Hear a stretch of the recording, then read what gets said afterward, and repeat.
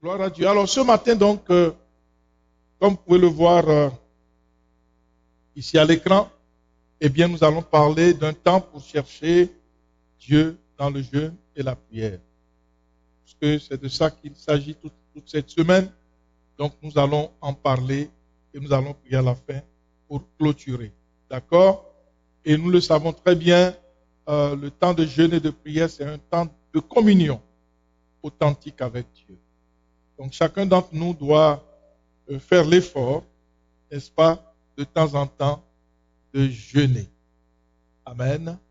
Nous devons apprendre à jeûner et à prier, pas nécessairement quand l'Église, justement, demande de jeûner, de prier, mais si le Seigneur nous parle, eh bien, nous sommes en train de demander sa direction, la direction de Dieu pour la communauté. Que Dieu nous dirige et nous oriente. Nous voulons vraiment entendre la voix de Dieu. Et pendant ce temps, c'est bon d'entendre la voix du Seigneur. Amen. Et nous croyons vraiment que Dieu nous parle. Nous rappelons que le thème de cette année, c'était avoir un partenariat correct pour cette décennie. Et nous ne savions pas, et je le répète, il y aurait cette pandémie, cette situation globale, mondiale, qui serait assez difficile. Et nous voyons aujourd'hui qu'effectivement, c'est un temps où chacun devrait se préoccuper d'avoir un partenariat correct avec Dieu. Amen. Donc nous allons continuer dans cette lancée-là. Nous voulons et nous désirons que Dieu puisse nous parler. Amen. Donc nous allons parler d'un temps pour chercher Dieu ce matin. Un temps pour chercher Dieu. Vous entendez des clics, ce sont des gens qui essayent de rentrer, mais comme je n'ai pas l'entrée automatique, ça fait que ça bloque. Ok, c'est pas grave. Nous allons travailler avec. Donc soyez très très indulgents aujourd'hui. N'est-ce pas, si vous voyez de petits ratés, ne vous inquiétez pas. C'est parce qu'on ne peut pas être au four et au moulin. Gloire à Dieu. Alors donc nous allons commencer par le premier point que nous allons analyser ce matin. Amen. On parle d'un temps pour chercher Dieu. Pourquoi un temps pour chercher Dieu? Est-ce que nous avons vraiment besoin d'un temps pour chercher Dieu en tant qu'Église, en tant qu'individu, en tant que famille? C'est vraiment important. Pourquoi? Parce que nous savons que nous avons tous désespérément besoin de communier avec notre Père. Dans une famille, lorsque tu ne parles pas à tes parents, il y a une déconnexion entre tes parents et toi, il y a un vide. C'est un besoin, c'est vital.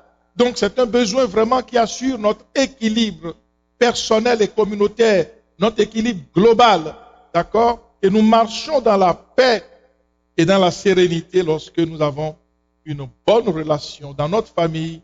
Et il faut également une bonne relation avec notre famille céleste, Dieu le Père, Dieu le Fils et Dieu le Saint-Esprit. Alors, nous irons dans Romains 8, 14 qui nous dit ceci, pour nous éclairer. Romains 8, 14. Car tous ceux qui sont conduits par l'Esprit de Dieu sont fils de Dieu. Tous ceux qui sont conduits par l'Esprit de Dieu sont fils de Dieu. Et vous n'avez point reçu un esprit de servitude pour être encore dans la crainte, mais vous avez reçu un esprit d'adoption par lequel nous crions Abba.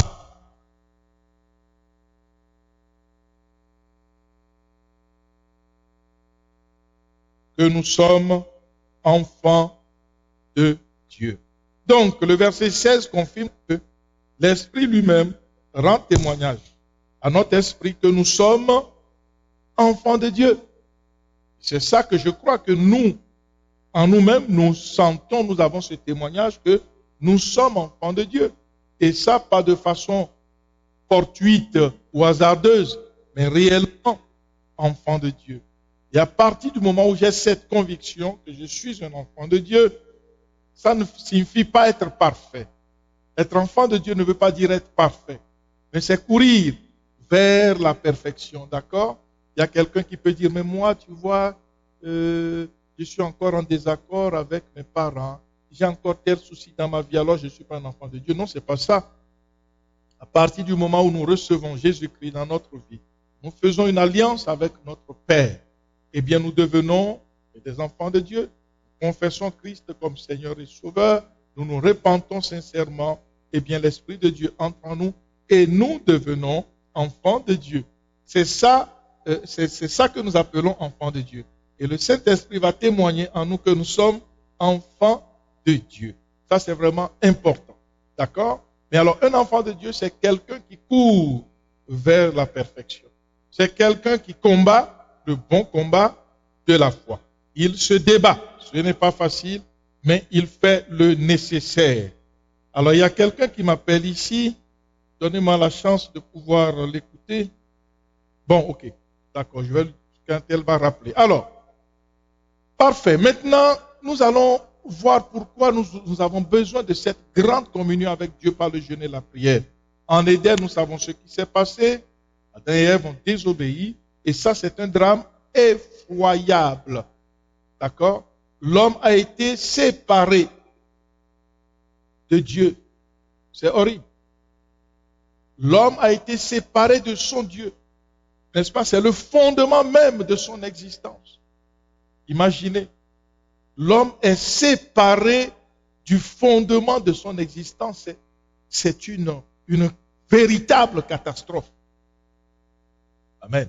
Donc l'homme existait sans le fondement de son existence. Imaginez quel manque, n'est-ce pas? Quelqu'un qui est vivant, qui est vivant mais qui est mourant. C'est juste inimaginable. Donc, nous comprenons parfaitement que en Éden, quelque chose de gravissime s'est produit. Et alors, la recherche de Dieu est devenue la quête urgente de tout homme, revêtu de son identité d'enfant de Dieu. La soif de Dieu, c'est un désir, n'est-ce pas, qui pousse les enfants de Dieu vers l'inconnu, qui nous pousse vers l'inconnu. Parce que oui, l'inconnu en ce sens que nous cherchons Dieu. Et c'est ce que Actes 17, 26 va dire. Il a fait que tous les hommes sortis d'un seul sang habitassent sur toute la surface de la terre, ayant déterminé la durée des temps et les bornes de leur demeure. Il a voulu qu'ils cherchassent le Seigneur et qu'ils s'efforçassent de le trouver en tâtonnant, bien qu'il ne soit pas loin de chacun de nous. Car en lui, notez bien, car en lui, en Dieu, nous avons la vie, le mouvement et l'être. N'est-ce pas? C'est ce qu'on dit. Voilà, il y a quelqu'un qui essaie d'entrer. Je vais lui accorder cette entrée. Parfait. Alors, c'est ce qu'ont dit aussi quelques-uns de nos pères, que lui, nous sommes la race. J'aimerais que nous puissions attirer notre attention sur le verset 26.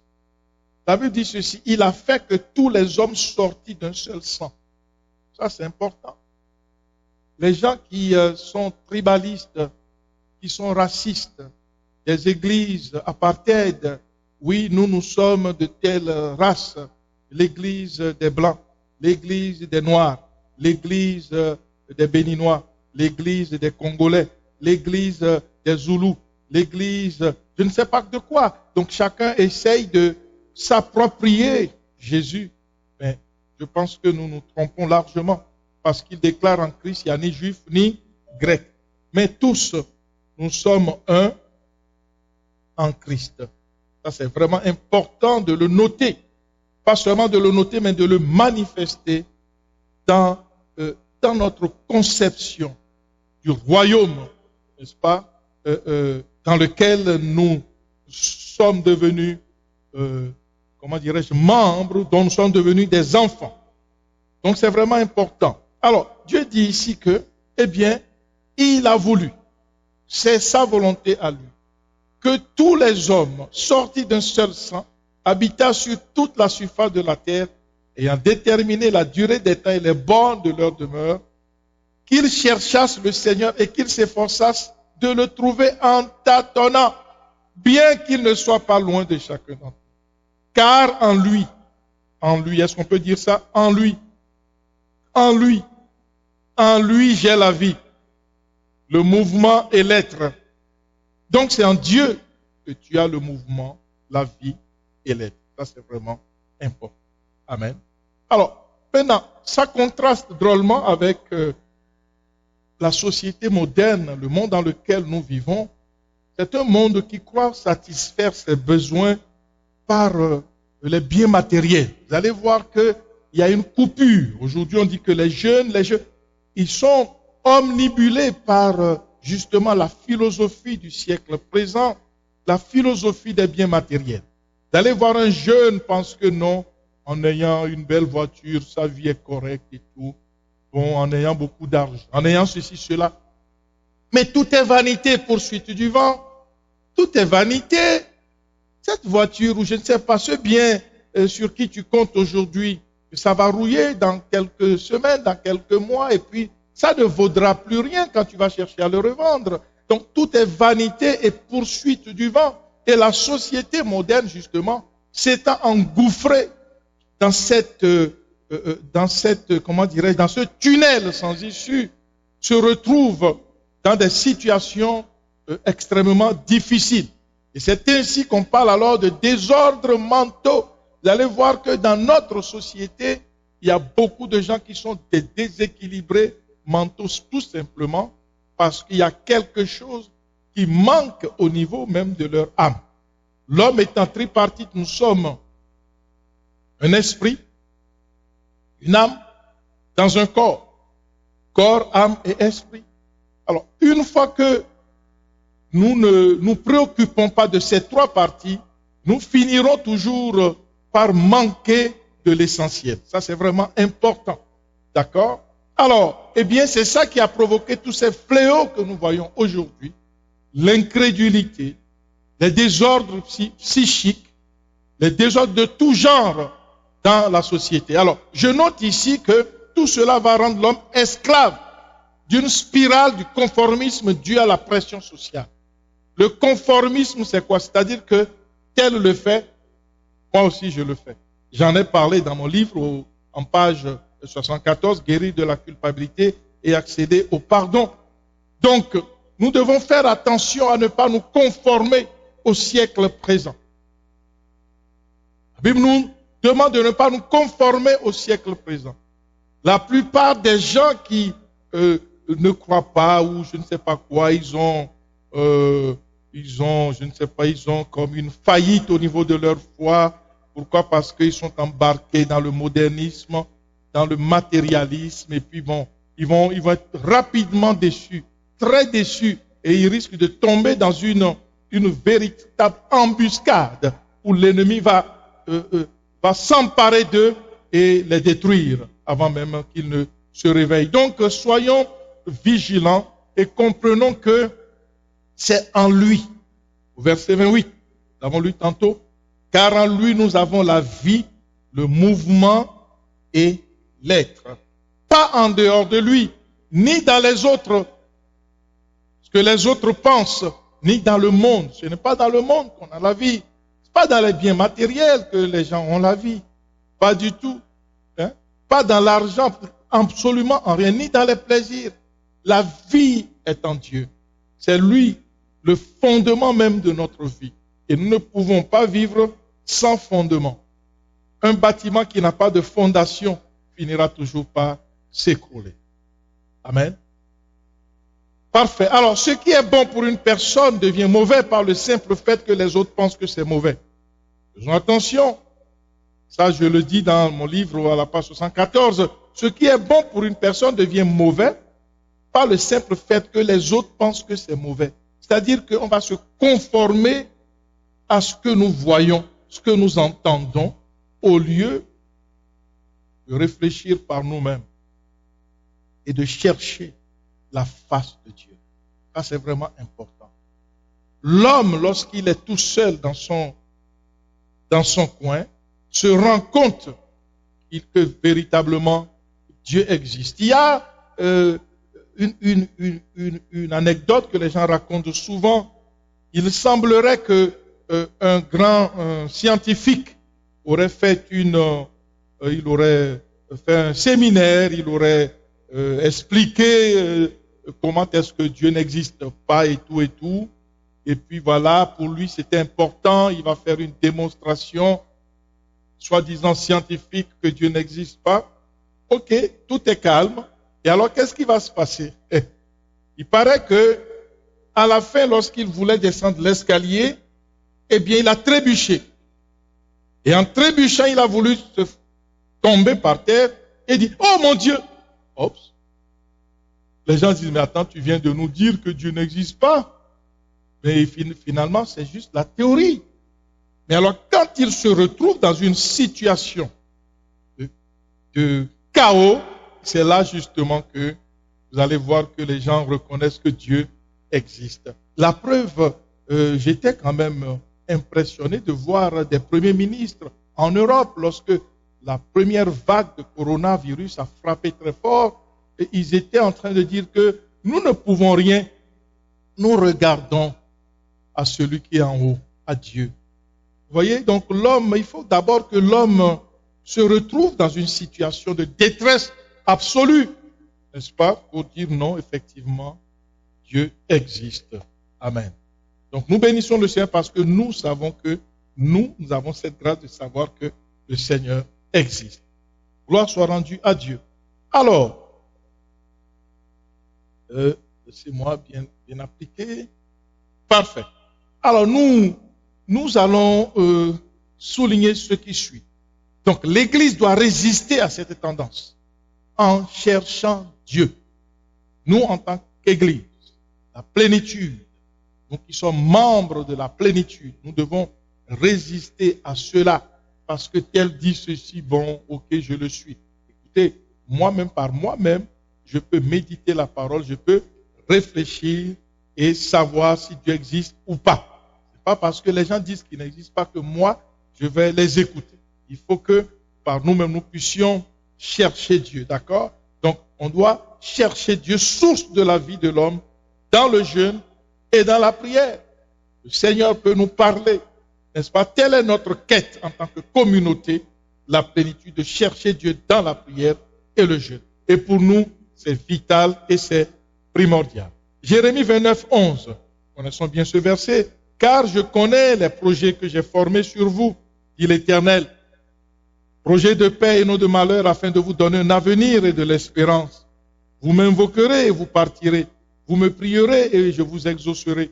Vous me chercherez et vous me trouverez. Si vous me cherchez de tout votre cœur, je me laisserai trouver par vous, dit l'Éternel. Donc, Dieu est un Dieu qui se cache, dit la Bible. Imaginez si on pouvait le voir partout. Mais quel allait être son sort? Dieu a mis autour de son trône vraiment un feu dévorant. Il est dans un lieu inaccessible. D'accord? Son protocole est vraiment trop strict. Il se cache. Et il dit, je me laisserai trouver par vous si vous me cherchez de tout votre cœur. C'est tout à fait normal. Amen. Donc voilà pourquoi nous pouvons aller en jeûne et en prière pour chercher la face de notre Dieu. Alléluia. Vers la fin de l'année également, si le Seigneur nous inspire, nous allons encore entrer dans un autre type de jeûne. Donc il faut le chercher de tout son cœur. De tout son cœur, nous le savons très bien. L'objet de notre réforme, c'est le cœur. Bâtir un sanctuaire à Dieu. Ne pas rester dans cette chrétienté superficielle où on parle juste, on parle. Non, c'est entre moi et mon Dieu. Ça doit être entre toi et ton Dieu. Je n'ai pas besoin de montrer aux autres que je suis trop chrétien. Je n'ai pas besoin de montrer à personne. N'est-ce pas? Mais j'ai besoin vraiment que dans mon coin, dans ma vie, dans ma famille et dans la communauté, que je sois véritablement connu de Dieu comme son enfant. N'est-ce pas, n'en déplaise aux autres? Voilà. Donc, nous venons maintenant à ce point où nous allons voir que Jésus, le Fils de Dieu, lui-même a jeûné. Matthieu 4, verset 1. Alors Jésus fut emmené par l'Esprit dans le désert pour être tenté par le diable. Après avoir jeûné 40 jours et 40 nuits, il eut faim. La définition du jeûne, nous le savons très bien, c'est ne pas manger du tout ou partiellement manger. D'ailleurs, c'est ce que le dictionnaire également nous dit. Alors, nous voyons ici que Jésus est amené par l'Esprit dans le désert pour être tenté par le diable. Mais Jésus va jeûner pendant 40 jours et 40 nuits. Imaginez. Et après cela, il eut faim. D'accord? Alors, nous voyons qu'il est amené dans le désert dans un but pour être tenté. Le terme tentation nous rappelle ce qui s'est passé avec Adam et Ève. On en a parlé tantôt. D'accord? En Éden. La convoitise de la chair, la convoitise des yeux et l'orgueil de la vie. Et le diable va lui dire, écoute, parce qu'il avait faim, il va lui demander de transformer les pierres en pain. Alors Jésus dira non, l'homme ne vivra pas de pain seulement, mais de toute parole qui sort de la bouche de Dieu. Donc il vient pour chercher des éléments de faiblesse pour que nous puissions lui obéir. Et Dieu, le Seigneur dit non, je n'obéirai et je n'adorerai que Dieu et Dieu lui seul. D'accord? Donc voilà ce à quoi l'humanité entière fait face. Si Jésus a fait face à ça, bien aimé, nous aussi nous faisons face à la convoitise, à la tentation, convoitise des yeux, de la chair, l'orgueil, ainsi de suite, ainsi de suite. Donc nous faisons face à tout cela. D'accord? Donc nous devons résister. Nous devons véritablement chercher la face de Dieu. Jésus est soumis à la tentation, à combien plus forte raison, toi et moi? À combien plus forte raison, nous? S'il a jeûné, comprenez l'importance du jeûne dans notre vie. Le Seigneur Jésus a jeûné lui-même. Alors, si quelqu'un ne jeûne pas, il faut comprendre qu'il y a un sérieux problème dans ta vie. Très rapidement, d'accord? Donc, Jésus, dans ce jeûne, nous allons voir, quand nous allons lire Matthieu 4, nous allons voir qu'il est vainqueur de la tentation sur le diable. D'accord? Et il va réciter, il va à chaque occasion du diable, il va apporter une parole de Dieu. Vous voyez, Dieu va le diriger par sa parole. Et c'est ça. Donc c'est la voix qui vient d'en haut, qui oriente les pas du Seigneur. Pas la voix de ce que les gens disent. Pas la voix des modernistes. Pas la voix de ce monde de ténèbres. Non. Mais la parole vivante de Dieu. La parole que Dieu lui donne, c'est ça qu'il déclare au diable. Et le diable n'avait pas d'autre choix que de partir. Et c'est ça, chercher la direction de Dieu. Écouter la voix de Dieu.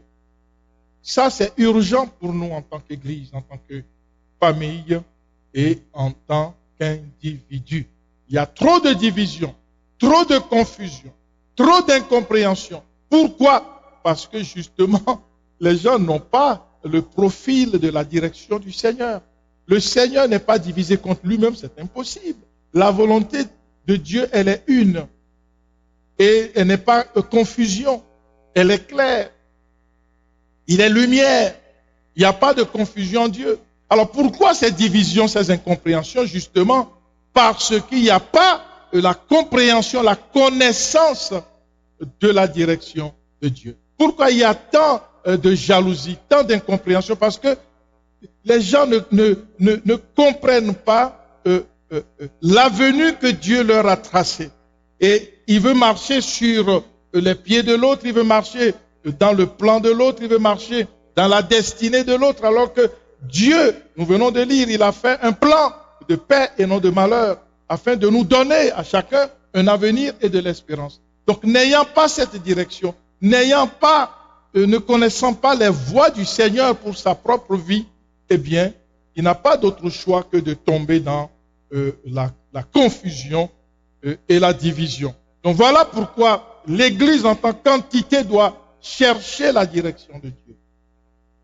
Et cette direction, pour l'Église, n'est-ce pas, va permettre d'aller dans une direction familiale, parce que elle est incluse dans la direction communautaire, et qui est incluse maintenant dans la direction de chaque individu.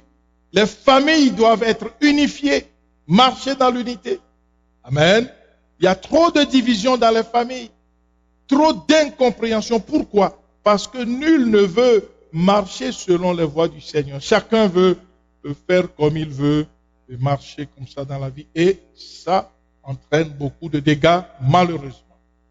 Alors, nous allons donc voir que non seulement le Seigneur Jésus a jeûné, il a été vainqueur, n'est-ce pas, de la tentation, en écoutant la voix de Dieu, en marchant selon la parole de Dieu. Nous allons aussi voir que avant lui Moïse, n'est-ce pas, et beaucoup d'hommes de Dieu ont jeûné. Nous avons étudié à maintes reprises. Alors là, Exode 34, 28. La Bible dit ceci, Moïse,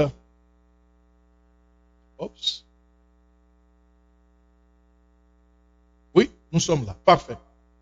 Alors, Moïse fut là avec l'Éternel 40 jours et 40 nuits. Il était sur la montagne. Et il ne mangea point de pain et il ne but point d'eau. Et l'Éternel écrivit sur les tables les paroles de l'Alliance. Les 10 paroles, c'est-à-dire les 10 commandements. Donc, pendant que Moïse va recevoir les 10 commandements de Dieu dans le jeûne et la prière. N'est-ce pas? Donc, nous aussi, nous jeûnons pour la direction de Dieu dans notre vie. Pour que Dieu soit notre boussole. Quand il dit au nord, nous allons. Quand il dit bifurquer vers l'est, nous bifurquons vers l'est. D'accord? Et c'est ça la marche avec Dieu. Okay? C'est ça la marche avec Dieu. La marche avec Dieu n'a pas du tout à voir avec ses ambitions personnelles, parce que l'autre a fait ça, moi aussi je vais faire ça. Souvent c'est comme ça. Ça entraîne des grandes frustrations. Pourquoi? Parce que nous voulons copier les gens. Mais Dieu a une destinée pour moi, il a une destinée pour chacun, n'est-ce pas? L'autre, Dieu l'a établi pour faire ceci, et moi, nous sommes membres du corps. Vous allez voir que le nez est placé pour respirer. Le nez n'est pas là pour voir. Alors imaginez que le nez désire voir. Quelle confusion. Le nez ne pourra jamais voir. Et c'est ça qui se passe dans le concret. Il y a la convoitise, il y a les envies à droite, à gauche, et puis on n'a pas véritablement la direction de Dieu pour le corps. Vous voyez comment notre corps est unifié. Les mains sont là pour prendre, pour saisir. Les pieds sont là pour marcher. La main a sa destinée dans le corps. L'ongle a sa destinée sur le doigt, et ainsi de suite. D'accord? Les oreilles ont leur destinée sur la tête, et c'est comme ça. La tête devient la famille, et dans cette famille, il y a le nez, il y a les oreilles, il y a la bouche, il y a les yeux, il y a les cheveux, il y a la tête, il y a le cerveau dedans, et chaque élément occupe sa place. Si le nez voudrait commencer à voir, et les oreilles voudraient commencer à sentir, et les yeux voudraient commencer à parler, et la bouche commencer, je ne sais pas quoi. Donc c'est ça qui amène une cacophonie généralisée, le désordre dans la communauté, dans les familles et dans nos vies. Que le Seigneur nous fasse grâce. Amen. Donc il faut bien comprendre cette portée des choses. D'accord? Donc nous jeûnons justement pour avoir la direction de Dieu, pour que Dieu soit notre orientation, que Dieu soit notre boussole partout où nous allons. Amen. Gloire à Dieu. Alors, un chapitre important. Nous jeûnons, nous prions pour ouvrir le ciel. Le but du jeûne, c'est ouvrir le ciel. D'accord, on a vu tantôt que la définition, c'était s'abstenir d'aliments ou de certains aliments par esprit de dévotion, de mortification. Ésaïe 58, verset 3 nous dit ceci. Que nous sert de jeûner si tu ne le vois pas? Si nous avons jeûné pendant 7 jours et que Dieu n'est même pas concerné, c'est comme si on aurait perdu notre temps. Que nous sert de mortifier notre âme si tu n'y as point égard? Voici le jour de votre jeûne, vous vous livrez à vos penchants et vous traitez durement tous vos mercenaires. Voici vous jeûnez pour disputer et pour quereller. Le verset 4, pour frapper méchamment du poing, vous ne jeûnez point comme le veut ce jour. pour que votre voix soit entendue en haut. Est-ce là le jeûne auquel je prends plaisir? Un jour où l'homme humilie son âme, courber la tête comme un jonc et se courber sur le sac, se coucher sur le sac et la cendre. Est-ce là ce que tu appelleras un jeûne, un jour agréable à l'Éternel? Nous voyons bien que dans ce verset, le vrai jeûne est un jour agréable à Dieu. Lorsque je jeûne, lorsque nous jeûnons, lorsque tu jeûnes, lorsque la famille église jeûne, lorsqu'une famille, n'est-ce pas, ou un individu entre en jeûne, c'est un jour agréable à Dieu. Un jour agréable à Dieu, c'est un jour favorable. Un jour où les écluses du ciel s'ouvrent, où la grâce de la délivrance descend du ciel. La guérison descend du ciel. La fortification descend du ciel. Donc lorsque les écluses s'ouvrent, écoutez, les écluses des cieux, ça, vous savez, on parle souvent des barrages. Si jamais on ouvre les écluses d'un barrage, c'est une inondation. Ça va faire jaillir des flots d'eau. Des flots d'eau. Et c'est ça, les écluses s'ouvrent. Et c'est là que, eh bien, nous pouvons véritablement recevoir la joie du Seigneur. Parce qu'il dit ici que c'est un jour agréable à l'Éternel. Dieu prend plaisir à bénir ses enfants. Les parents, nous le savons très très bien. N'est-ce pas? Vous sortez et vous avez un grand plaisir à acheter des jouets, des petites choses. Vous regardez, mon fils a besoin de quoi? Il a besoin d'une petite chemisette. C'est l'été, c'est l'hiver. Donc c'est ça, un jour agréable à Dieu, dit le Seigneur. Amen. Donc c'est un jour où nous devons vraiment nous réjouir à rentrer dans le plan de Dieu pour faire que ce jour soit agréable à notre Dieu. Et c'est ce qu'il dit ici, n'est-ce pas? Nous ne devons pas nous livrer à nos penchants. Nous devons abandonner nos voies personnelles et marcher dans les voies du Seigneur. Pourquoi? Parce que c'est un jour où notre voix doit être entendue en haut. Amen. Donc, il y a une oreille qui se positionne en haut et qui t'écoute.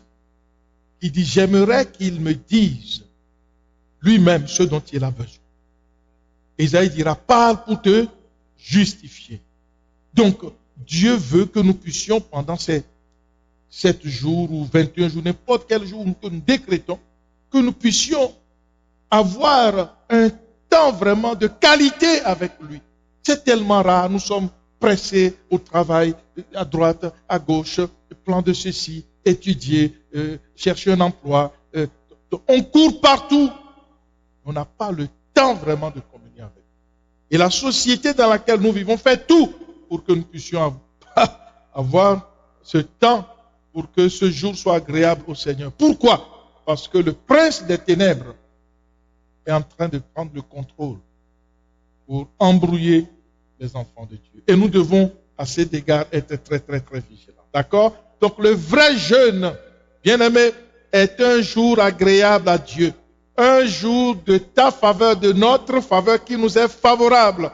N'est-ce pas? Où les écluses du ciel, des cieux vont s'ouvrir.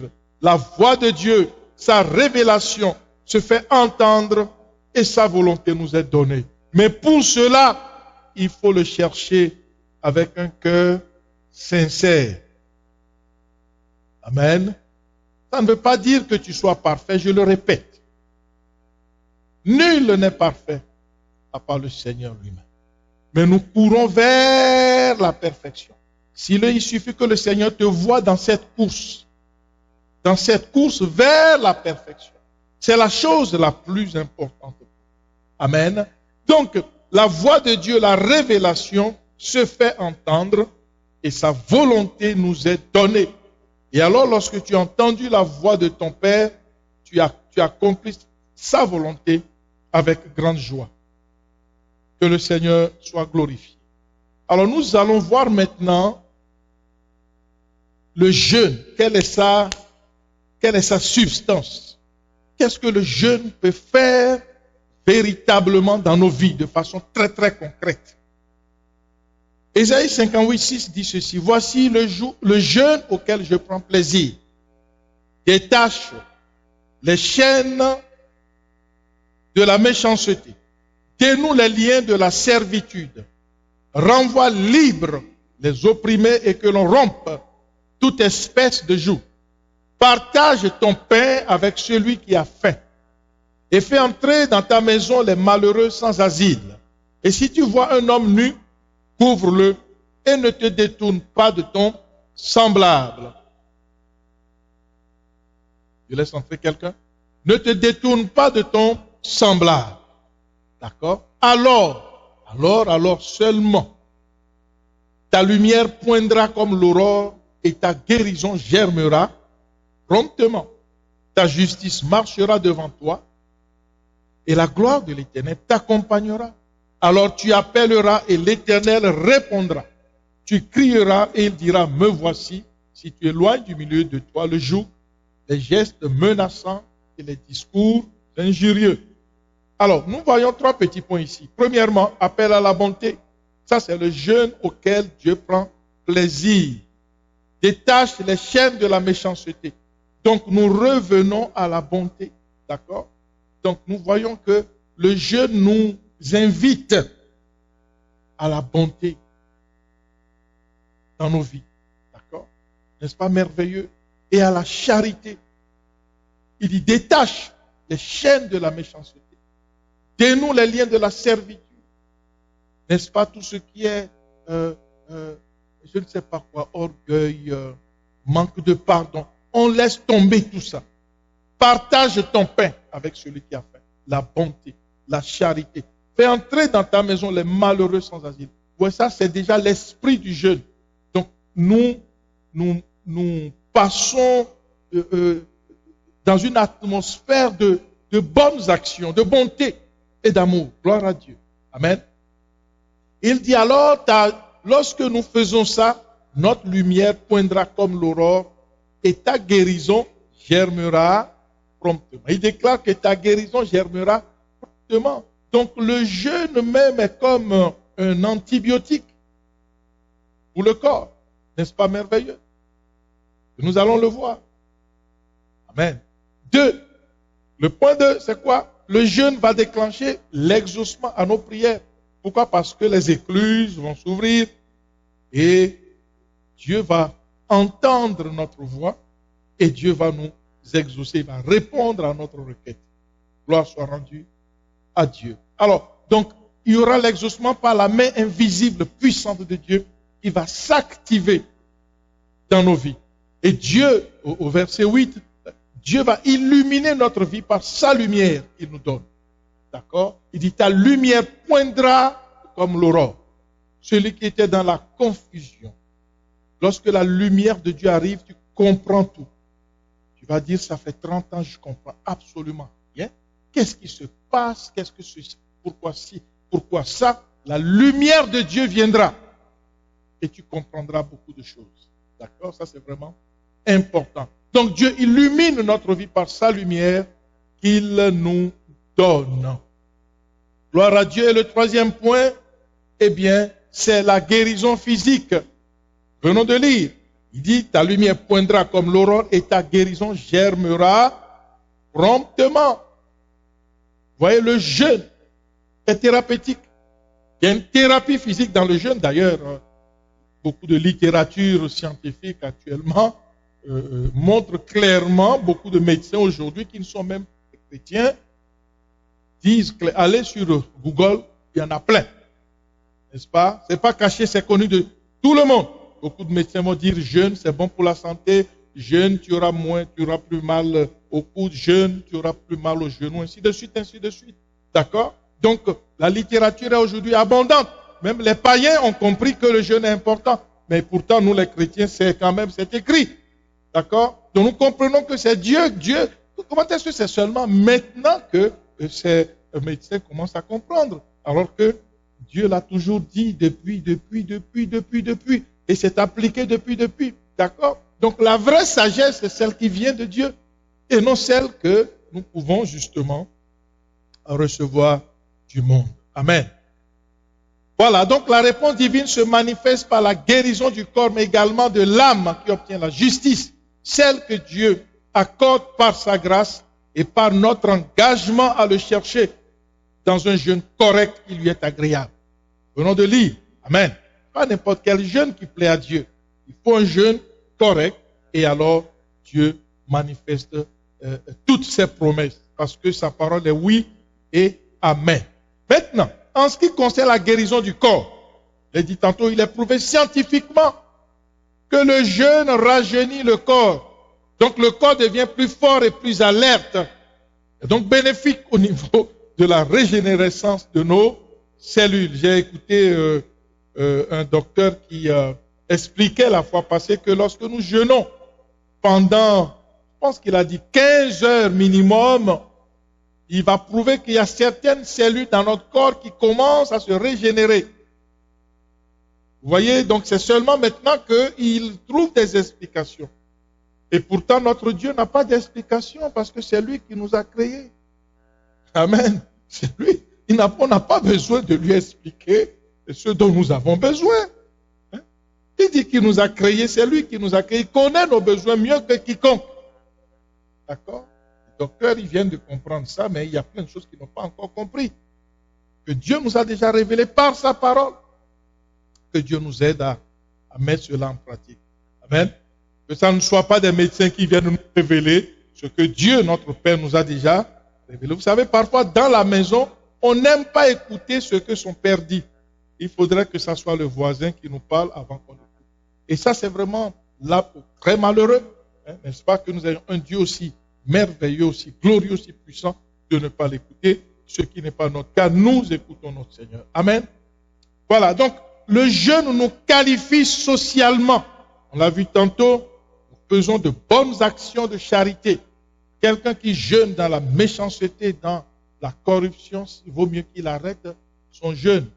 Parce que ce jeûne-là, c'est une grève de la faim et sa voix ne sera jamais entendue d'en haut.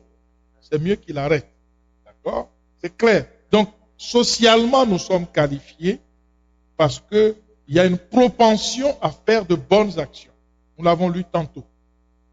Bon, ensuite, spirituellement, le ciel s'ouvre, Dieu nous écoute, Dieu nous entend, mais physiquement également. Nous l'avons vu socialement par des actions de charité, de bonté, qui nous accompagnent, qui nous influencent, n'est-ce pas, qui accompagnent, qui influencent notre caractère par la suite.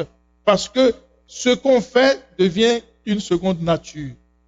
On va dire non, ok, je continue de faire le bien. N'est-ce pas merveilleux? Spirituellement, ça nous rapproche de Dieu et ça nous amène à la piété. Parce que nous passons un temps de prière, louange, adoration, méditation, ainsi de suite, ainsi de suite. Gloire à Dieu. Ça, c'est l'aspect spirituel. Et l'aspect physique, par le rajeunissement littéral de nos cellules, des cellules et de notre corps. Amen. Tout cela est tellement clair. Donc, il n'y a pas moyen de nier cela. Nous ne pouvons pas, justement, nier cela. Gloire à Dieu. Alors donc, Dieu, nous allons voir un cas spécifique. Dieu va répondre à la prière du roi Josaphat.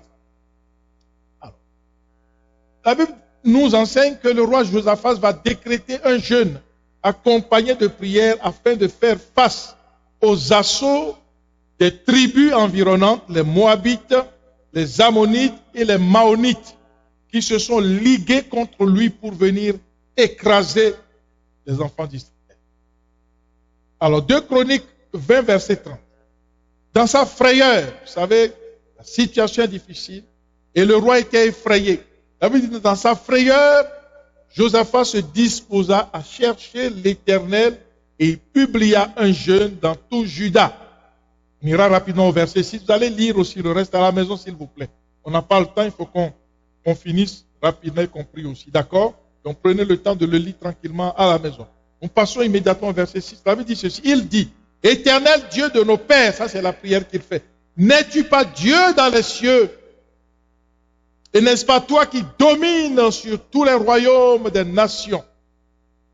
N'est-ce pas toi qui as en main la force et la puissance et à qui nul ne peut résister? Quelle puissante prière et quelle foi. Voilà quelqu'un qui connaît Dieu. Va au verset 12. Ô notre Dieu, n'exerceras-tu pas tes jugements sur eux, justement sur les ennemis, car nous sommes sans force devant cette multitude nombreuse qui s'avance contre nous et nous ne savons que faire, mais nos yeux sont sur toi. Amen. Une prière adressée à l'Éternel pour que le ciel s'ouvre. Nous avons vu, et que notre voix soit entendue en haut. Alléluia. Donc Josaphat va faire cette prière-là. Il va la faire, ils vont entrer en jeûne, tout le peuple, et sa voix sera entendue d'en haut. Ça, c'est un exemple magnifique. Amen. Ça, c'est merveilleux. Verset 18 maintenant. Josaphat s'inclina le visage contre terre et tout Juda et les habitants de Jérusalem tombèrent devant l'Éternel pour se prosterner en sa présence. Donc nous voyons que ce n'est pas juste le roi tout seul, mais c'est toute la communauté. Vous voyez que on a besoin d'aller vers Dieu en tant que communauté pour que Dieu nous délivre. On parle de pandémie. Est-ce que la pandémie s'attaquera juste à une seule personne? Tout le monde est aujourd'hui sous les assauts de cette pandémie. Il ne connaît ni riche, ni païen, ni pauvre. Tout le monde. Alors nous avons besoin également d'aller vers Dieu en tant que communauté. C'est important. En tant que famille. D'accord? En tant que peuple. Et c'est ce qui s'est passé. Alléluia. Et Dieu va les écouter. Dieu va entendre le roi Josaphat. Le verset 19 dit ceci. Les Lévites d'entre les fils des Kéatites et d'entre les fils des Coréites se levèrent pour célébrer d'une voix forte et haute l'Éternel, le Dieu d'Israël. Verset 20. Le lendemain, il se mit en marche de grand matin pour le désert de Tekoa. À leur départ, Josaphat se présenta et dit, écoutez-moi, Juda et habitants de Jérusalem. Confiez-vous en l'Éternel, votre Dieu, et vous serez affermis. Confiez-vous en ses prophètes et vous réussirez. Puis, d'accord avec le peuple, nous voyons une grande unité. D'accord avec le peuple. Vous voyez souvent quand on parle de peuple, les gens ne comprennent pas. Ils pensent que Dieu fonctionne d'une façon chaotique. Non, Dieu n'est pas un politicien. Dieu n'est pas dans la politique. D'accord? Alors, d'accord avec le peuple, il nomma des chantres qui, revêtus d'ornements sacrés, marchant devant l'armée, célébraient l'Éternel et disaient, louez l'Éternel, car sa miséricorde dure à toujours. Au moment où l'on commençait les chants et les louanges, l'Éternel plaça une embuscade contre les fils d'Ammon et de Moab et ceux de la montagne de Séhir qui étaient venus contre Juda. Et ils furent battus. Les fils d'Ammon et de Moab se jetèrent sur les habitants de la montagne de Séhir pour les dévouer par interdit et les exterminer. Et quand ils eurent fini avec les habitants de Séhir, ils cédèrent les uns les autres à se détruire. Ils se sont auto-détruits. Voyez? Donc là, nous voyons, il y a quelques leçons à retenir. Premièrement, le jeûne a été décrété pour tout le monde. Et unis comme un seul peuple, ils sont tous entrés en jeûne. Et ils ont proclamé la grandeur de leur Dieu. Ils ont dit, Seigneur, nous avons le regard fixé sur toi. C'est toi qui vas nous protéger. C'est toi qui agiras. Malheur à quiconque aujourd'hui compte sur son argent, ou compte sur ses diplômes, ou je ne sais pas quoi, sa fortune, ses relations. Même tes relations ont peur. Aujourd'hui, tu vas chez un médecin, le médecin te reçoit à 10 mètres. Mais pourtant, c'est mon médecin. N'est-ce pas? On va vous dire, non, désormais, on va faire les consultations téléphoniques. ton médecin ne veut plus te voir. Si tu comptais sur lui, cher ami, tu es tombé dans un trou noir et tu es perdu à jamais. Aujourd'hui, c'est très difficile d'aller chercher un crédit à la banque. Pourquoi? Parce que simplement la situation est chaotique et les banques sont déjà en difficulté avec les milliards d'hypothèques qu'elles n'ont pas reçues. Et toi, tu viens, pourquoi? Tu cherches quoi? Alors, celui qui comptait sur son banquier, eh bien, mon cher ami, tu es mal tombé. Tu as compté sur lui. Maintenant, tu ne peux plus compter sur ton banquier. Okay? À part, évidemment, ce que le gouvernement central, fédéral donne comme caution.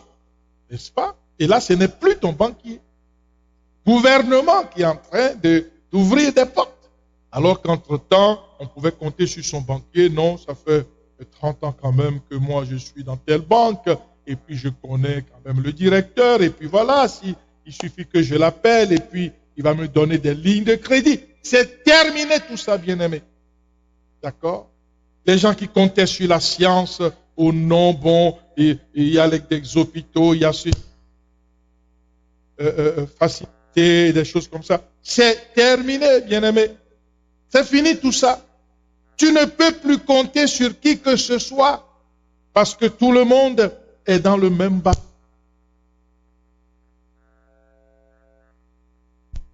Cherchez la voix de notre Seigneur. Alléluia. Et de chercher à entendre sa voix. Et rien que sa voix. Voilà pourquoi nous avons besoin de sa direction. Maintenant, hein, nous avons besoin de lui maintenant. Alléluia. Que le nom du Seigneur soit béni. Alors, c'est ça qui s'est passé. Ils ont crié à l'Éternel. Et dans sa fidélité, vous allez voir, nous avons lu quelque part qu'il y a des chantres, n'est-ce pas, qui vont être nommés et ils vont se revêtir d'ornements sacrés, marcher devant l'armée et ils vont célébrer l'Éternel en disant, louez l'Éternel car sa miséricorde dure à toujours. Donc, ils sont restés dans la panelle spirituelle. Ils ont continué à adorer, à louer leur Dieu.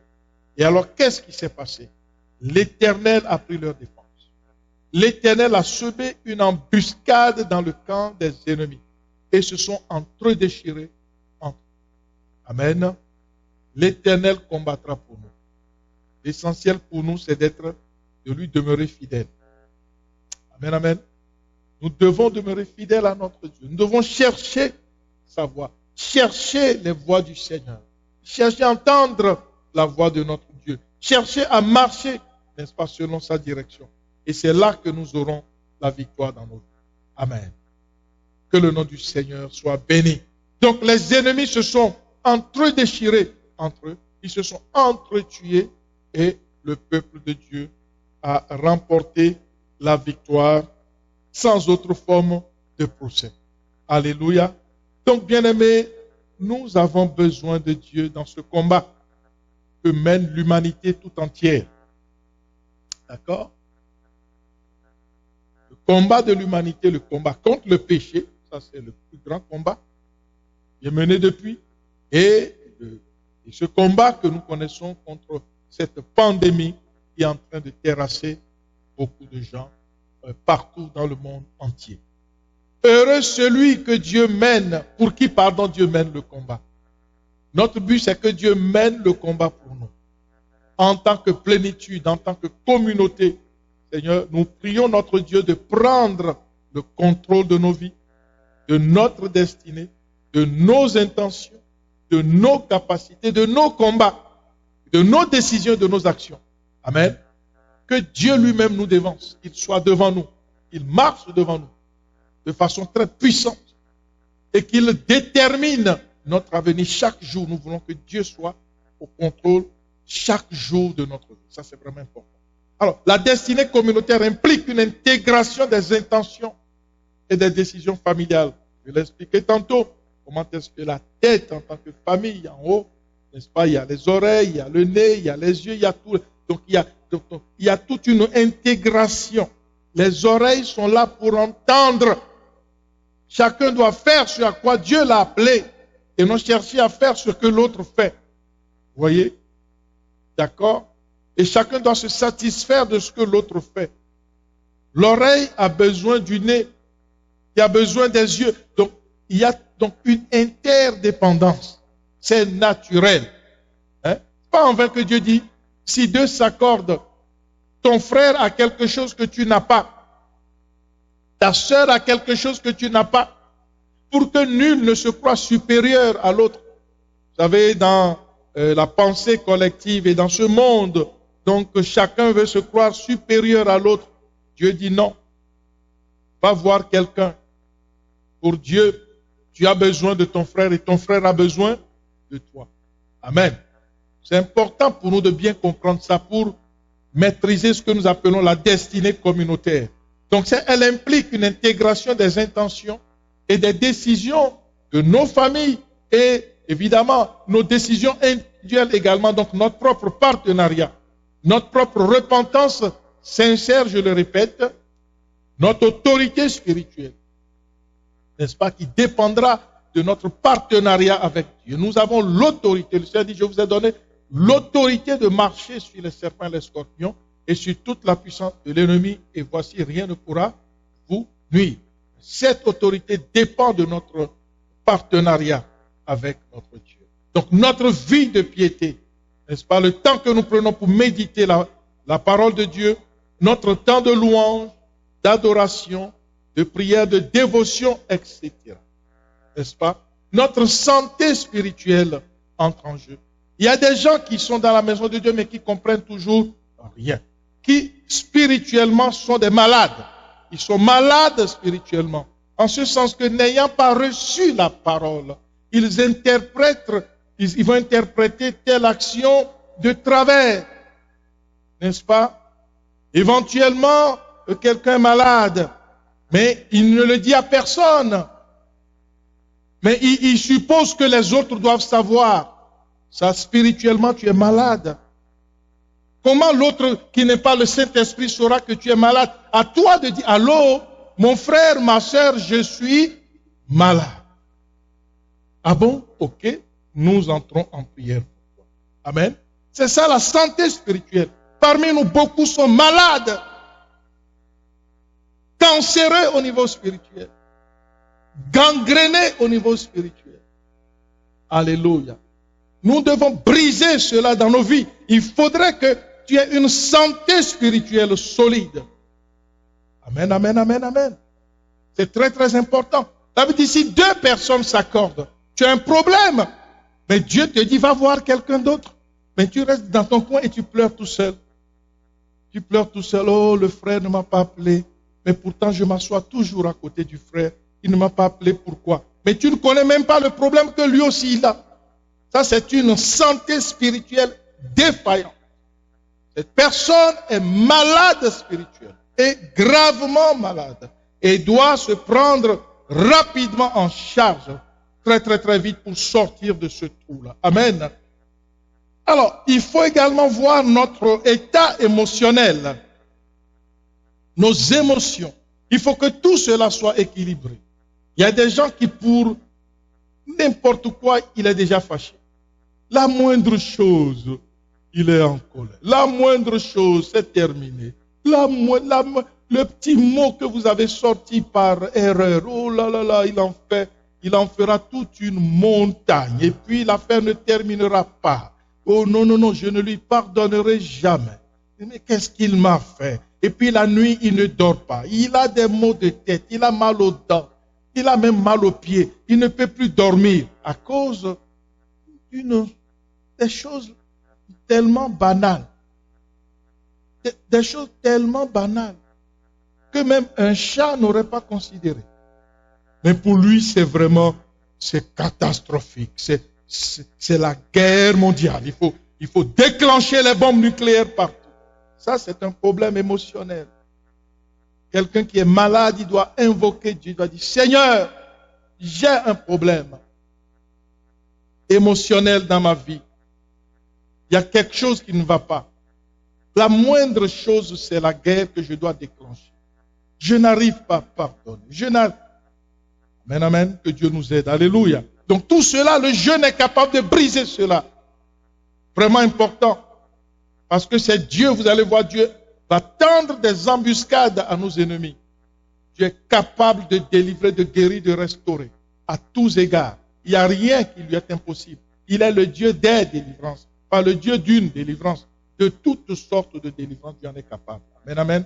Donc c'est important pour nous de bien comprendre cet aspect émotionnel des choses. C'est-à-dire lorsque je me fâche pour rien, je me fâche pour des petites choses. Je me fâche parce que le frère devait m'appeler à 13h, mais il m'a appelé à 13h15. Alors toute la journée, je suis en colère. Je dis, mais pourquoi il m'a appelé à 13h15? Mais entre-temps, je ne sais pas que son contremaître l'avait obligé à continuer le travail pendant 15 minutes. Ce n'est pas sa faute. Il n'y a pas de drame dans cette affaire.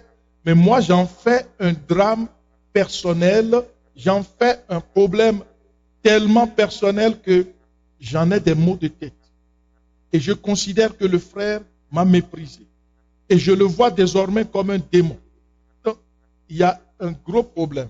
Amen. Et chacun peut s'examiner, parce que c'est chacun qui se connaît, n'est-ce pas? Pour prier le Seigneur, pour dire, Seigneur, fais-moi cette grâce. J'ai besoin d'être libéré de telle et de telle chose de ma vie. Alléluia. Il y a d'autres personnes, leur problème émotionnel est lié au fait qu'ils sont toujours en train de juger les gens, les autres. Non, il est temps de regarder à soi-même. Amen. Dieu ne nous demande pas de juger les autres. Qui es-tu, dit-il, pour juger le serviteur d'autrui? On ferait mieux de se regarder soi-même. Il dit, examinons-nous nous-mêmes pour voir si nous sommes dans la foi. Donc je dois m'examiner moi-même, je dois regarder à Jésus et voir comment il est et me mirer en Christ et voir mes défaillances par rapport au Seigneur. Et alors, eh bien, je peux crier à Dieu, Seigneur, il y a tel défaut dans ma vie, fais-moi grâce. Il y a telle chose dans ma vie. C'est ça qu'on appelle la course vers la perfection. D'accord? C'est comme ça que Paul dira qu'il est en train de courir vers Christ. Parce que chaque fois qu'il regarde à Christ, il voit qu'il y a des failles dans sa propre vie. Et il court vers Jésus pour enlever ces failles-là. C'est ça le véritable combat des enfants de Dieu. C'est ça le temps de jeûne et de prière pour des gens qui sont réellement réformés. D'accord? Cette réforme n'est pas un vain mot, s'il vous plaît. Amen. Cette réforme me fait du bien. Elle nous fait du bien. Évidemment, il y a un prix à payer. Vous savez, il n'y a rien de valeureux, de valable qui ne coûte un grand prix. On est habitué à des choses de facilité. Non. Avec le Seigneur, ça prend un prix. Amen. Christ est allé sur la croix. Il a payé le grand prix. Et aujourd'hui, nous sommes sauvés. Mais alors, nous pensons que non, tout doit être... Jésus a tout accompli. Mais non, il a fait sa part. Maintenant, à toi et à moi de faire notre part. Amen. C'est ainsi que nous pouvons donc gloire soit rendue à Dieu. Et non seulement la santé émotionnelle peut être guérie, on a parlé de la santé spirituelle, mais la santé physique également. Très souvent, ces éléments sont interreliés. N'est-ce pas que quelqu'un qui a une santé émotionnelle défaillante, quelqu'un qui ne refuse de pardonner, quelqu'un qui pour des petites affaires, des affaires banales, se met en colère. Il a une rancune mortelle littéralement contre le frère ou la sœur. Toute la journée, il grogne dans son ventre. Mais comment ne tombera-t-il pas malade physiquement? Amen, amen. Il va tomber malade. Physiquement, il va se créer des tensions au niveau de ses nerfs et les nerfs vont affecter le cœur, le cerveau et il va tomber malade. Il aura une hypertension. Il va tomber malade. Amen. Mais cette maladie, ce n'est pas les démons. Il vient à l'église, oh, priez pour moi. Oh, je chasse. Non, ce n'est pas les démons. C'est toi-même qu'il faut chasser. c'est lui-même qui a besoin d'être corrigé en lui-même. Il a un problème émotionnel. Il a un problème intérieur. Il a un problème de dureté du cœur. La Bible dit, Dieu dit dans Zacharie que nous avons le cœur dur comme le diamant. Il doit crier à Dieu, Seigneur, mon cœur est dur comme le diamant. Donne-moi un cœur de chair.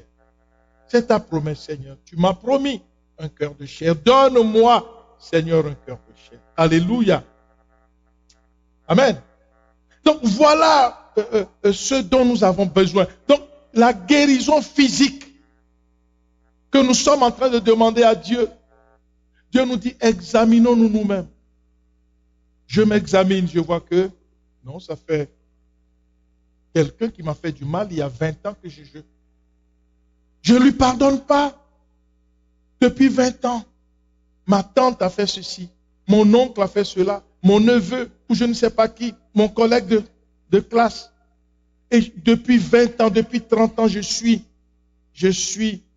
comment dirais-je, je suis totalement lié par cette circonstance-là qui me fait me secouer tout le temps. Mais comment pourrais-je sortir de cette difficulté si le Seigneur ne me fait pas grâce? Amen, amen. Donc c'est vraiment important. Ces trois éléments sont importants dans notre vie. Et le Seigneur a le pouvoir de nous accorder la délivrance. Amen. Alléluia.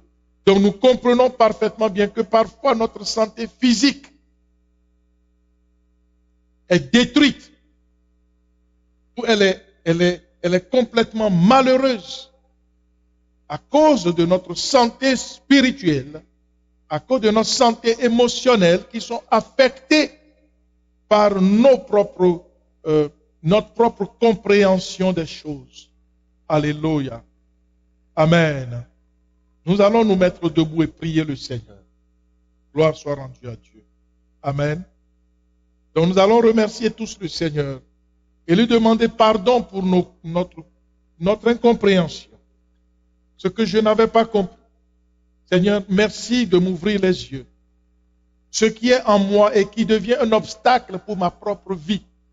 Seigneur, révèle-le-moi au nom de Jésus-Christ. Amen.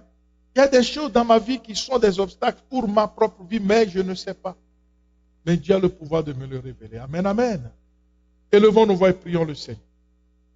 Prions le Seigneur. Seigneur notre Dieu, bien-aimé sur Zoom, nous qui sommes connectés sur Zoom, élevons nos voix et prions le Seigneur. Alléluia. Seigneur notre Dieu, nous venons à toi.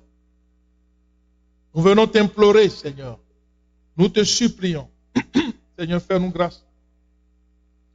Fais-nous grâce, nous avons tellement besoin de toi. Que chacun prie dans sa maison là où il est. Amen. Prie, demande la grâce de Dieu. Demande la délivrance qui commence de l'intérieur. La délivrance spirituelle à l'intérieur. Amen. Émotionnelle dans nos pensées. La délivrance dans notre cœur. Il y a tellement de choses que nous avons vécues. Des choses qui nous ont fait tellement mal. Et effectivement, nous avions raison. Mais le Seigneur demande que tu déposes ta raison à ses pieds. Et que tu lui laisses ta raison, que lui-même se charge de ta raison. Prions le Seigneur. Seigneur notre Dieu, nous venons à toi avec toutes nos incapacités, avec nos limites, avec nos faiblesses, avec nos péchés, avec nos incompréhensions et tous les fardeaux, Seigneur, que nous-mêmes nous prenons, que nous portons à tort alors que toi, tu les as déjà pris à la croix. Seigneur, nous venons te demander de nous aider ce matin, de nous faire grâce. Opère ta délivrance dans nos vies. Que celui qui est malade demande la guérison de son corps. Mais alors, tu dois aussi demander la guérison émotionnelle. J'ai pris le temps d'expliquer tout ça tantôt. Parce que ta maladie physique peut être due à des conséquences émotionnelles dans notre vie, dans ta vie. Alors ceci dit, nous allons prier le Seigneur de nous faire grâce. Amen. Prions le Seigneur. Seigneur Dieu, nous venons à toi, nous venons t'implorer. Nous venons te recommander, Seigneur, la situation de chacun. Seigneur Dieu, tu es le Dieu qui guérit. Guéris émotionnellement ceux-là qui sont affectés. Guéris spirituellement ceux qui ont des liens comportementaux. Il ne sait pas pourquoi il est toujours en colère. Il ne sait même pas pourquoi il est toujours fâché. Il ne sait pas pourquoi il est toujours rancunier. C'est probablement spirituel, Seigneur, mais tu es le Dieu qui délivre. Et nous crions à toi ce matin. Prions, bien-aimés, prions, bien-aimés. Tu connais ton propre cas. Chacun d'entre nous connaît sa situation familiale. Alléluia. Tu connais ta situation familiale. Prie. Dis, Seigneur, aide-moi. Et délivre-moi, Seigneur, de plein de choses que les gens disent des choses sur toi. Et laisse entre les mains de Dieu. Laisse Dieu combattre pour toi. Alléluia. Bien-aimés, laissons Dieu combattre pour nous les combats visibles et invisibles. Laisse Dieu combattre pour toi. Il y a des combats que toi-même tu as pris en charge, mais tu n'as aucune force. Toi et moi, nous n'avons aucune force pour combattre ces choses-là, qui sont des histoires du passé, des liens du passé, des paroles qui ont été dites par-ci, par-là. Demande à Dieu de te donner la force de marcher dans la victoire. Alléluia. Prie le Seigneur. Dis, Seigneur, je suis là. Et je crie à toi ce matin. Je regarde à toi comme le peuple, comme le roi Josaphat avait déclaré. Nous avons les regards sur toi. Il y a des combats que nous ne pouvons pas mener par nous-mêmes. Amen. Nous sortons dans les supermarchés, nous allons partout. Qui sait si quelqu'un est malade, si quelqu'un a touché. Ces combats, c'est Dieu qui va le mener pour nous. Amen. Dans la confiance, pas dans la peur. Pas dans la peur. Ah, on entend ce qu'il y a à la télé et puis on a peur. Non. Nous respectons les consignes. Nous nous nettoyons les mains autant que possible. Nous respectons scrupuleusement les consignes. Nous sommes éveillés, vigilants. C'est-à-dire que nous faisons notre part en tant qu'humains. Maintenant, tout plan que l'ennemi va tendre, le piège, Dieu va confondre le monde des ténèbres pour toi et pour moi. Amen. Nous allons dire, Seigneur, lève-toi et combat pour nous les combats visibles et invisibles. Prions le Seigneur bien-aimé. Seigneur Dieu, ce matin, nous venons encore à toi. Combat pour nous les combats visibles et invisibles. Il y a tellement de choses dans l'invisible, bien-aimé. Mais Dieu a le pouvoir de combattre pour toi et pour moi. Amen. Après ces 7 jours de jeûne, je crois vraiment qu'il y a quelque chose qui est en train de se passer dans le monde spirituel. Il y a quelque chose qui est en train de se passer. Les anges de Dieu sont avec nous. Ça, je le crois personnellement. Et nous savons que c'est par la foi que nous saisissons les choses de l'esprit. La foi, c'est la monnaie du royaume de Dieu. Je le crois. Que l'ange de l'Éternel guérit et délivre quelqu'un dans le nom de Jésus. Il y a des situations d'incapacité, d'impossibilité qui régnaient dans nos vies, qui tombent au nom de Jésus-Christ. Tu le crois? Yes, je le crois. Moi, je le crois. Et je reçois. Je le crois, je le crois, je le crois. Amen, amen. Je bénis le Seigneur. Il y a des jours qui sont en train de tomber. Et des jours vont continuer encore à tomber dans ta vie, dans ta famille. Amen. Dans nos vies, dans nos familles, il y a des jours qui tombent. Et ces jours-là vont continuer à tomber. Alléluia. Dans nos maisons, celui qui peut se mettre debout, se met debout. Et commence à prier. Dit, les jours tombent, les jours tombent, les jours tombent. Les jours ont déjà commencé à tomber. Ils tomberont totalement dans le nom puissant de Jésus-Christ. Celui qui ne dormait pas dans la nuit va dormir au nom de Jésus. Alléluia. Celui qui était tourmenté ces tourments s'arrêtent au nom de Jésus.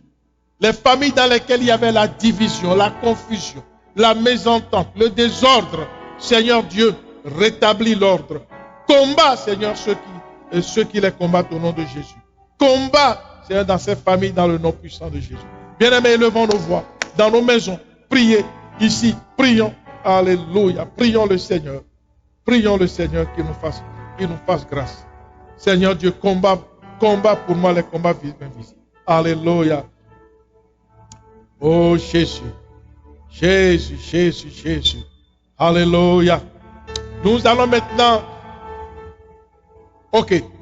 Nous allons encore prier. Je vois que nous allons prier maintenant pour chaque individu. Dans ta vie, les combats personnels que tu mets, tu vas lever ta voix, tu vas dire, Seigneur, combat pour moi ces combats au nom de Jésus. Confonds tous les ennemis de ma vie. Que ce soit des ennemis spirituels, des bactéries, des virus, des maladies. Combat au nom de Jésus. Prions le Seigneur. Alléluia. Ô Dieu des armées, nous venons à toi, Seigneur, ce matin. Je viens à toi, je crie à toi, Seigneur. Combat pour moi les combats visibles. Combat, Seigneur, les combats visibles de ma vie, dans la vie de chaque frère et de chaque soeur. Car nous désirons ta direction. Mais comment marcher dans ta direction si nos jambes sont clouées? Comment marcher dans ta direction si nous ne pouvons même pas marcher? Seigneur Dieu, arrange nos jambes spirituelles. Arrange nos jambes physiques. Arrange nos jambes émotionnelles, Seigneur notre Dieu. Tous nos membres soient activés au nom de Jésus. Là où il y avait la colère, les clameurs, les incompréhensions, la confusion, nous brisons cela au nom de Jésus. Alléluia. Là où il y avait le manque d'amour, que cela soit terrassé dans le nom de Jésus. Nous allons prier maintenant pour notre communauté, la plénitude. Nous sommes en train de demander la direction de Dieu. Amen, amen. Élevons nos voix, alléluia. Élevons nos voix, élevons nos voix. Seigneur Dieu, nous venons à toi. Comme Josaphat, Seigneur Dieu. Tu connais les ennemis de la plénitude. Ils sont nombreux. Tu connais dans le monde des ténèbres tous ceux qui combattent ce ministère de la plénitude. Seigneur, n'es-tu pas Dieu dans les cieux? Le Dieu invincible, le Dieu tout-puissant, l'Éternel des armées, assis dans les lieux au-dessus de toute élévation. Seigneur, laisseras-tu nos ennemis nous engloutir? Seigneur, nous te prions, lève-toi. Lève-toi et mets-les en déroute. Seigneur Dieu, qu'ils s'entre-déchirent et s'entretuent entre eux, comme tu l'as fait pour ton peuple. Telle est notre prière ce matin. Père, nous voulons marcher dans tes voies. Voilà pourquoi nous glorifions ton nom. Voilà pourquoi nous t'élevons, nous te sanctifions. Nous te bénissons et nous t'aimons. Nous t'élevons et nous te disons merci pour la vie. Merci pour la grâce. Merci pour ta bonté. Merci Seigneur notre Dieu. Car tu es merveilleux, tu es glorieux. Alléluia. Merci Seigneur Jésus. Amen.